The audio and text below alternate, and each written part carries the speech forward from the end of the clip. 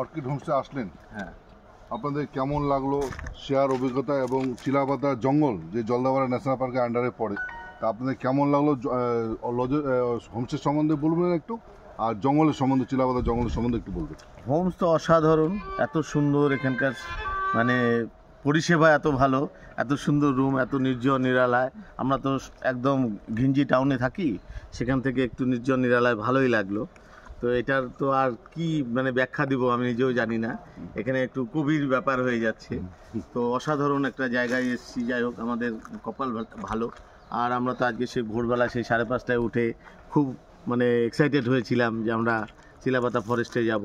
তো সেখানে আমরা গেলাম, গিয়ে আমরা ওখানটায় মানে ঠাকুরের ইচ্ছে সবই পেলাম, রাইনো পেলাম, হ্যাঁ, এলিফেন্ট পেলাম, হ্যাঁ, বাইসন পেয়েছি, হ্যাঁ, এগুলো মানে এটা মানে বিরাট পাওয়া এগুলো আর কি, এটা তো সবার ভাগ্যে হয় না।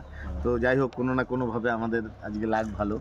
আমি পুরো ফ্যামিলি নিয়ে, আমার শালি রয়েছে, শালির হাজবেন্ড, আমার মিসেস, আর আমার ছেলে, আমার এক দাদা রয়েছে, আর আমার শালির ছেলে। এই আমরা একটা ফ্যামিলি নিয়ে আমরা বেরিয়েছি 3-4 দিনের একটা ট্যুরে।